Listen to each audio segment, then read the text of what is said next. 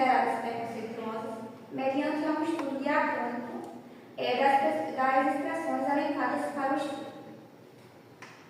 Os procedimentos metodológicos para a realização desse trabalho. O estudo em foco é de natureza qualitativa, delineado pelas técnicas bibliográfica e documental, e de abordagem descritivo-reflexiva, ancorado nos domínios da linguística da prática, de Rodrigues, bem como semântica cultural e semântica de contexto do cenário de Ferrarese, e dos aportes teóricos da tradição discursiva de Conselho Cabatec, dentre outros.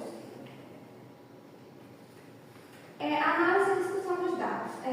Como o professor já estava discutindo anteriormente, observamos que o material foi elaborado por quatro pessoas. Dentre a formação deles, 3 deles são formados na área do direito, que é Vogani, Sabrina e Carlos Henrique. E a formação dele é na área do direito, e apenas um, que é filósofo e teórico, que é o Frei Davi Raimundo. E nós observamos que não tem nenhum linguista que poderia trazer uma abordagem mais dinâmica para esse estudo.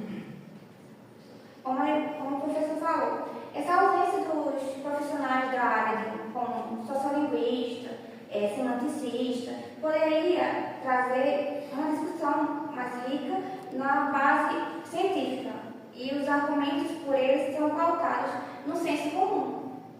Então, a gente tem essa ausência de profissionais da linguagem. Eles poderiam elaborar um material assim, mas que tivesse um aval da ciência, um aval científico. Então, baseados em Ferrarese, entendemos que isso afastou da compreensão de que o emprego dos termos de maneira meramente dicionarizada, ou seja, sem adequada adaptação ao contexto do cenário em que a situação de linguagem é gerada, e causa mal-entendido e inadequação na construção do texto. E esse documento foi lançado durante a Semana da Consciência Negra. Ele foi elaborado no dia 8 de março de 2022, mas só foi lançado no dia 30 de novembro.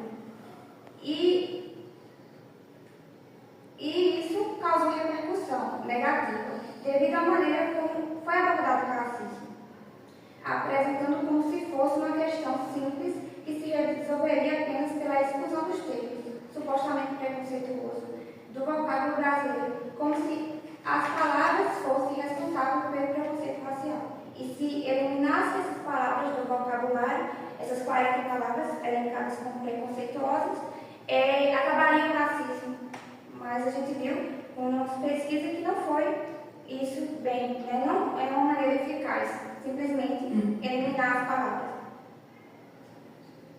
O documento do TSE não destaca a necessidade de não responsabilizar as palavras, pelo contrário, ele não leva em conta o contexto específico em que as palavras e a expressão são empregadas. A discussão gira em torno de vocábulos tidos como pejorativo e que seriam responsáveis pela efetivação do racismo.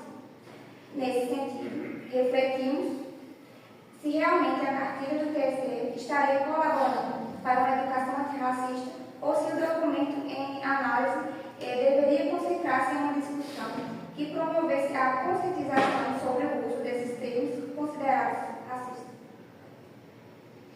Nosso entendimento é que responsabilizar o termo pelo racismo é ocultar, mascarar o acontecimento.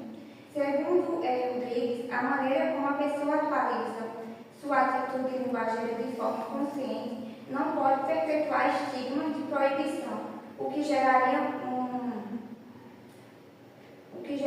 um contexto cultural que estimularia os agentes ativos, já conhecidos pelo preconceito linguístico, que são bastante negativos para a paz comum e o bem-estar da sociedade e aspectos que as políticas linguísticas hoje se encontram provocadas.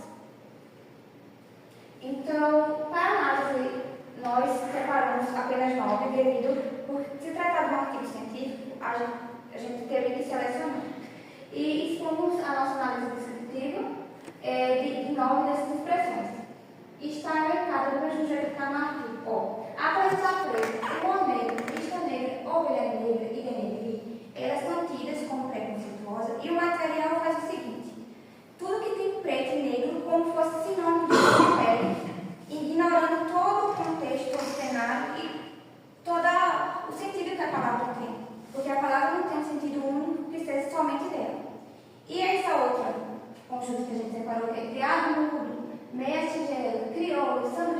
2, são criadas narrativas pautadas no senso comum, como se essas palavras fossem preconceituosas à negritude. Um exemplo desse é criado no uso, que eles usam como se fosse preconceituosa porque esse termo seria criado para se referir aos escravizados.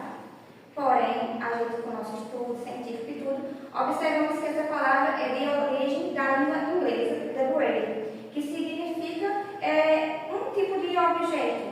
E esse objeto, para o nosso idioma, foi traduzido como mesa de cabeceira. Então, criaram esse nome de mesa de cabeceira. Parece que é elevador. Elevador, serviço. Como vimos, que eu falei anteriormente, o texto analisado aborda a temática do racismo como o preto e o negro, somente como sinônimo de cor de pele. E censura essas palavras com uma mentalidade simplista e limitada, reproduzida e palavra preto e negro eu pararei de utilizar, porque essa palavra é preconceituosa. E eu vou desconsiderar o contexto e cenário segundo o documento. Outro assim, não apresenta uma perspectiva histórica que a gente também essa ausência. Foi por isso que a gente também pesquisou historiadores sobre o acontecimento da linguagem, nem identifica elementos de uma tradução